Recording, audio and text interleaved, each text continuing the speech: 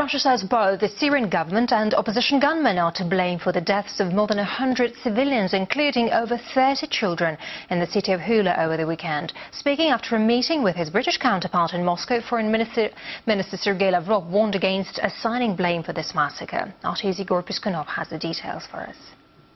Russia is calling for an international investigation to be held looking into what happened in Hula, while the West, including the United States and Great Britain, are pointing their fingers at Assad. Well, the Foreign Minister Lavrov says that it's too early to make any conclusions, since it's clearly the situation is not one-sided at all.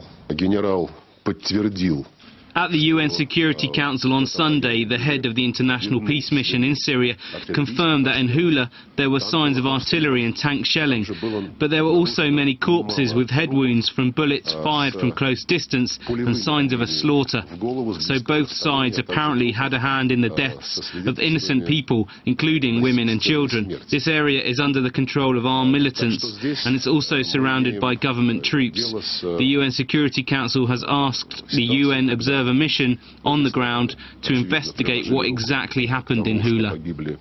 Moscow is not lifting the responsibility from Assad for the violence, but is stressing that equal pressure has to be applied both on the authorities and on the opposition. And it's not only vital for them to put their weapons down and peacefully negotiate, but also for the international community, for all the outside players, to reach one unified position. And Sergei Lavrov says only in that case could the Kofi Annan peace plan be fulfilled, which is currently the only way out of the crisis. Sergei Lavrov also outlined that Moscow is in contact with both the authorities and the opposition, and he says that from these contacts with the rebels, it's clear that some forces outside of Syria but within the region are giving them other signals, which are not aimed at fulfilling the peace plan but are actually aimed at violating, boosting calls for foreign military intervention. And the foreign minister